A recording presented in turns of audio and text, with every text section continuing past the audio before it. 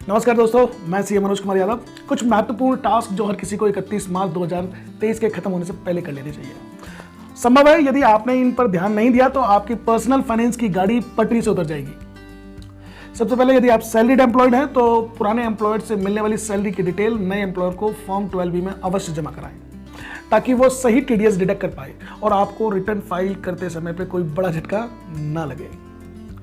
दूसरी बात, salaried employed के लिए यदि वो एचआरए या लीव ट्रैवल असिस्टेंट और स्पेशल अलाउंस जो सेक्शन 10 सबसेक्शन 14 में दिए गए हैं उनका फायदा उठाना चाहते हो तो उनसे रिलेटेड खर्चों के डॉक्यूमेंट एम्प्लॉयर को जल्द से जल्द जमा करा दें, अन्यथा एम्प्लॉयर ज्यादा टीडीएस काट लेगा। कुछ खर्चे जो पेमेंट जैसे हाउस लोन की EMI, ELSS payment, health insurance premium का भुगतान जो कि ईसीएस से ऑटो डेबिट होते हैं, या आपने उनके लिए कोई चेक इशू किया है तो उन्हें बैंक स्टेटमेंट से रिकंसिल करना या क्रॉस वेरीफाई करना ना भूलें। यदि ये 31 मार्च से पहले डेबिट नहीं हुए हैं तो आपको इनकी कोई भी एग्जम्पशन क्लेम नहीं कर पाएंगे। दोस्तों, यदि आपके ऊपर एडवांस टैक्स की लायबिलिटी आ रही है तो 31 मार्च से पहले एडवांस टैक्स का पेमेंट करें और पैनल कंसिक्वेंसेस और इंटरेस्ट पेमेंट से बचें। टैक्स हार्वेस्टिंग का फायदा लेना ना भूलें। Long term capital gain generate करने का यह सबसे अच्छा मौका रहेगा। आप 1 लाख रुपए तक का लॉन्ग टर्म कैपिटल गेन बचा सकते हैं। आपके पैन और आधार कार्ड लिंक करने का यह आखिरी मौका होने वाला है। इसके बाद आपको 1000 रुपए की पेनल्टी लग सकती है। इनकम टैक्स डिपार्टमेंट आपके द्वारा भरे गए आईटी रिटर्न को भी प्रोसेस करने से मना कर देगा।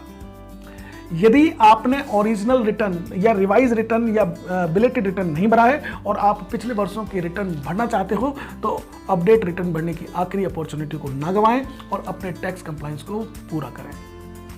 टैक्स सेविंग इन्वेस्टमेंट के द्वारा टैक्स बचाने का आखिरी मौका 31 मार्च तक है। इसे हाथ से न जाने दें।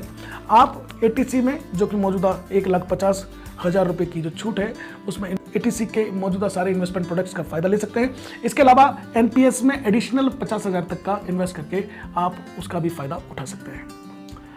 यदि आप म्यूचुअल फंड्स में इन्वेस्ट करते हैं तो म्यूचुअल फंड्स के केस में उसका नॉमिनेशन करना ना भूलें। आपके इन्वेस्टमेंट को फ्रीज कर दिया जाएगा यदि आपने नॉमिनेशन नहीं कराया है। आप इससे कोई भी लेन देन नहीं कर पाएंगे। यदि आप सीनियर सिटीजन हैं और आप प्रधानमंत्री वंदना योजना में अप्लाई करना चाहते हैं तो 31 मार्च आखिरी डेट रहेगी। इसके बाद में आप इसमें अप्लाई नहीं कर पाएंगे, इसका फायदा नहीं ले पाएंगे।